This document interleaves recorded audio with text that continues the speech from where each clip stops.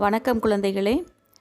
இன்றைக்கு வகுப்பில் 11ஆம் வகுப்பு இயல் 1 இலக்கணம் மொழி முதல் இறுதி எழுத்துக்கள் என்பதை குறித்து நாம் பார்க்க இருக்கிறோம்.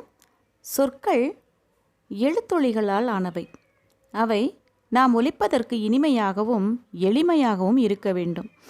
இதற்கு சொற்களின் முதலிலும் இறுதியிலும் ஒலிக்கும் எழுத்து ஒலிகள் காரணமாக அமைகின்றது. சொற்களின் புணர்ச்சியில் முதற் சொல்லின் இறுதி எழுத்தும் வரும் சொல்லின் முதல் எழுத்துமே சந்திக்கின்றன. அவ்வாறு சந்திக்கும் இடத்தில் வரும் எழுத்துகள் எவை என அறிந்து கொள்ள வேண்டும். இதற்கு சொற்களில் எழுத்துகளின் வருகையை குறித்து நாம் அவசியம் தெரிந்து கொள்ள வேண்டும். மொழி முதல் எழுத்துகள் 22, உயிரெழுத்துகள் 12ம் மொழிக்கு முதலில் வரும். மெய்யெழுத்துகள் தனி மெய் வடிவில் சொல்லுக்கு முதலில் வருவது இல்லை. அவை உயிரெழுத்துகளோடு சேர்ந்து உயிர்மெய் வடிவிலேயே மொழிக்கு முதலில் வருகின்றன. மெய்களில் க, ங, ச, ஞ, த, ந, ப, ம, ய, வ என்னும் 10 வரிசைகள் உயிர்மெய் வடிவங்களாக சொல்லின் முதலில் வருகின்றன. சான்றாக குறள் எனும் சொல்லை பார்ப்போம். குறள் என்னும் சொல்லை இக் கூட்டல் உ கூட்டல் இர் கூட்டல் அ கூட்டல் இல் என பிரிக்கலாம். சொல்லின் முதலில் உள்ள கு என்னும் உயிர்மெய் எழுத்தை இக் கூட்டல் உ என பிரிக்கும்போது இக் என்ற மெய்யெழுத்தே சொல்லின் முதலில் வருவதை அறியலாம். இங் என்னும் மெல்லின மெய் விதம் என பொருள் தரும். ஞனம் என்னும் சொல்லில் மட்டும் முதலில் வரும். இந்த சொல்லும் தனியாக வராது.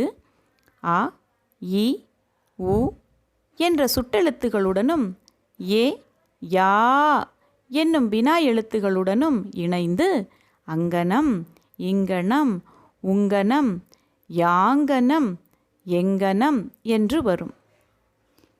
தற்கால தமிழில் இவற்றின் பயன்பாடு அரிதாகவே உள்ளது. உங்கனம் என்பது தற்போது தமிழகத்தில் வழக்கில் இல்லை. ஆனால் தமிழ் இலக்கியங்களில் இச்சொல் பயன்படுத்தப்பட்டு உள்ளது. இன்றும் இலங்கை தமிழர் உங்கு, உங்கனம் போன்ற சொற்களை பயன்படுத்தி வருகின்றனர். ட, ந, ர, ல, ழ, ள, ர, ந என்னும் 8 வரிசைகள் சொல்லின் முதலில் வருவது இல்லை. ஆய்த எழுத்து சொல்லின் முதலில் வராது. மேற்கூறிய 22 எழுத்துகள் தவிர நீங்கலாக உள்ள பிற எழுத்துகள் சொல்லின் முதலில் வந்தால் அவை தமிழ் சொற்களாக இருக்காது. பாருங்க, உயிரெழுத்துகள் 12, மெய்யெழுத்துகள் 10 ஆக மொத்தம் 22 எழுத்துகளும் மொழி முதல் எழுத்துகள் என்று குறிப்பிடப்படுகிறது. அதைத் தொடர்ந்து மொழி இறுதி எழுத்துகள் 24 என்பதை பார்ப்போம். உயிரெழுத்துகள் 12ம் சொல்லின் இறுதியில் வரும். மெய்யெழுத்துகளில் இஞ்ச், இன், இந்த், இம், இன், இ, இர், இல், இவ், இள், இன் என்னும் 11 எழுத்துகளும் சொல்லின் இறுதியில் வரும். இக், இச், இட், இத், இப், இர் என்னும் வல்லினமை 6ம் இங் என்னும் மெல்லினமை 1ம் சொல்லின் இறுதியில் வருவது இல்லை. பழைய இலக்கண நூலார் மொழி இறுதி குற்றியலுகர எழுத்தையும் சேர்த்து கொள்வர். இஞ்ச், இவ், இந்த் 3ம் பழைய இலக்கிய வழக்கில் சொல்லின் இறுதி எழுத்தாக வந்துள்ளன. ஆயினும் இன்றைய வழக்கில் இவை சொல்லுக்கு இறுதி எழுத்தாக வருவது இல்லை. பாருங்க, மெய்யெழுத்து 12ம் உயிரெழுத்து 11ம் குற்றியலுகரம் 1ம் சேர்த்து ஆக மொத்தம் 24 எழுத்துகள் மொழி இறுதி எழுத்துகளாக குறிப்பிடப்படுகிறது. அதைத் தொடர்ந்து புணர்ச்சி. எழுத்துகளும் சொற்களும் ஒலிக்கூறுகளாகவும் பொருள் கூறுகளாகவும் சந்திக்கும் நிகழ்வே புணர்ச்சி ஆகும். சான்றாக தமிழ் கூட்டல் அரசி தமிழரசி, நாடு கூட்டல் பண் நாட்டுப்பண் என்கிற வார்த்தைகளை பார்க்கிறோம். மேற்காணும் சான்றுகளில் முதலில் நிற்கும் சொல்லை நிலைமொழி என்றும் அதனோடு வந்து சேரும் சொல்லை வருமொழி என்றும் சொல்கிறோம். இவ்வாறு நிலைமொழியும் வருமொழியும் இணைவதை புணர்ச்சி என்பர். நிலைமொழியின் இறுதி எழுத்தும் வருமொழியின் முதல் எழுத்தும் புணர்ச்சிக்கு உரியன. அதைத் தொடர்ந்து உயிரீறு மெய்யீறு என்பதை குறித்து காண்கிறோம்.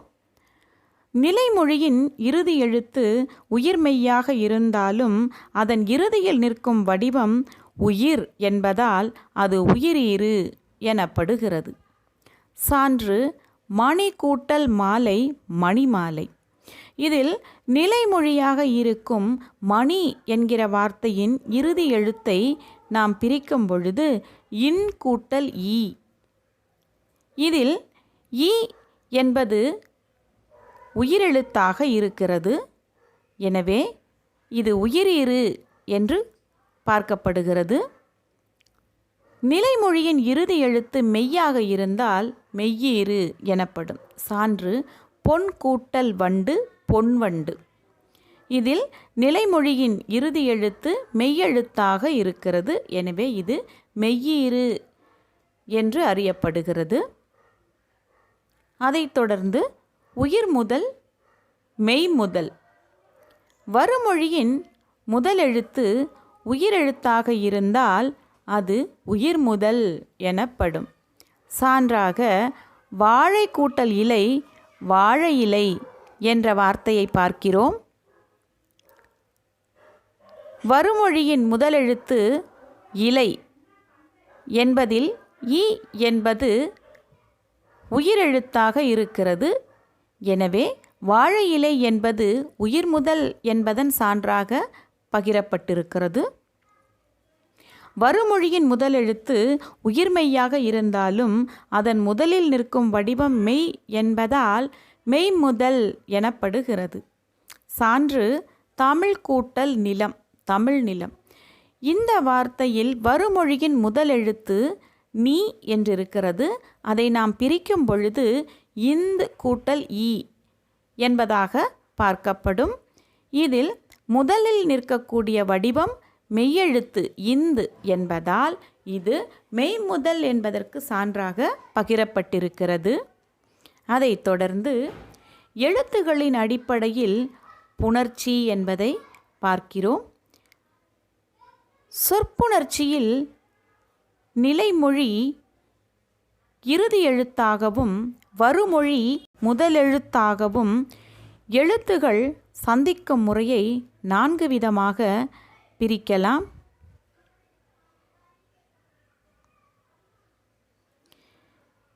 உயிரும் உயிரும் சந்திப்பது. சான்று மலை கூட்டல் அருவி.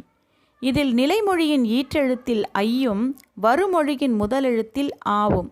ஆக உயிரெழுத்தும் உயிரெழுத்தும் சந்திக்கிறது. இரண்டாவதாக மெய்யும் உயிரும் சந்திப்பது. சான்றாக தமிழ் கூட்டல் அன்னை என்ற வார்த்தையை பார்க்கிறோம். நிலைமொழியின் இறுதி எழுத்து இல் வருமொழியின் முதலெழுத்து ஆ. ஆக மெய்யெழுத்தும் உயிரெழுத்தும் சந்திக்கிறது. மூன்றாவதாக உயிரும் மெய்யும் சந்திப்பது. தென்னை கூட்டல் மரம் என்கிற வார்த்தை சான்றாக பகிரப்பட்டிருக்கிறது. நிலைமொழியின் ஈற்றெழுத்து ஐ. வருமொழியின் முதலெழுத்து இம். தென்னை என்பதன் ஈற்றெழுத்தாக இருக்கும் நை என்ற எழுத்தை பிரிக்கும் பொழுது இன் கூட்டல் ஐ என்று வருகிறதல்லவா? ஐ என்பது உயிரெழுத்து. வருமொழியின் முதலெழுத்து மரம் என்பதில் மா என்பதை பிரிக்கும் பொழுது இம் கூட்டல் ஆ என்று வருகிறதல்லவா? ஆக மெய்யெழுத்து. உயிரெழுத்தும் மெய்யெழுத்தும் சந்திக்கிறது என்பதை காண்கிறோம். நான்காவதாக மெய்யும் மெய்யும் சந்திப்பது. தேன் கூட்டல் மழை என்கிற வார்த்தையை சான்றாக பார்க்கிறோம். தேன் என்னும் நிலைமொழியின் இறுதி எழுத்து இன் மெய்யெழுத்து.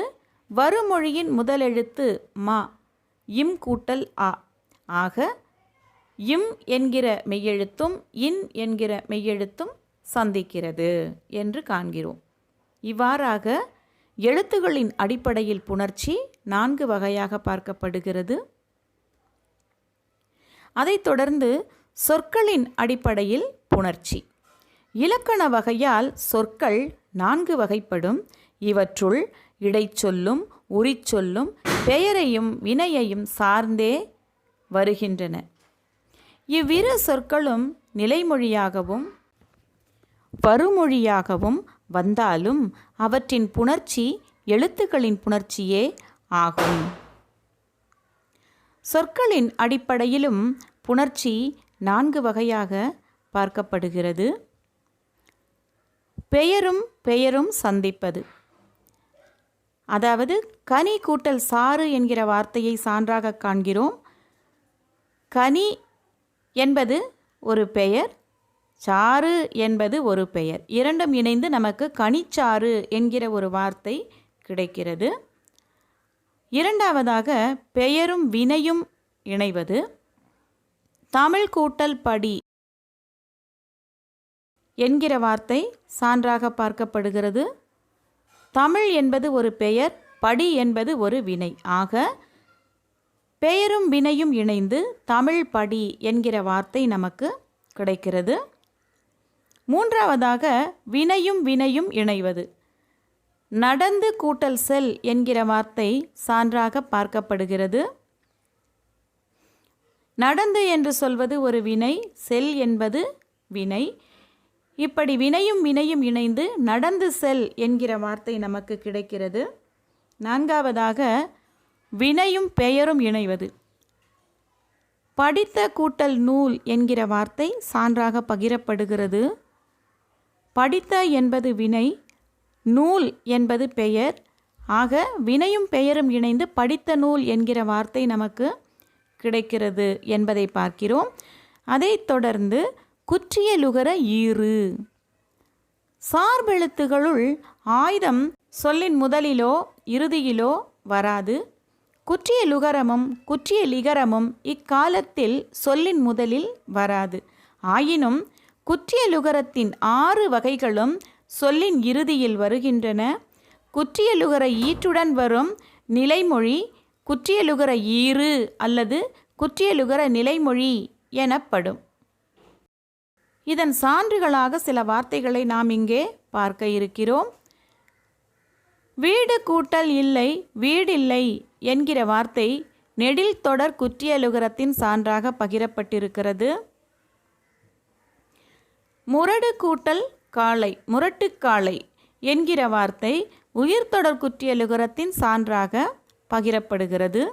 அதைத் தொடர்ந்து வன்தொடர் குற்றியலுகரம், இதன் சான்றாக அச்சு கூட்டல் பலகை அச்சுப்பலகை என்கிற வார்த்தையை பார்க்கிறோம். அதைத் தொடர்ந்து மென்தொடர் குற்றியலுகரம், இதன் சான்றாக பஞ்சு கூட்டல் பொதி பஞ்சு பொதி என்கிற வார்த்தையை பார்க்கிறோம்.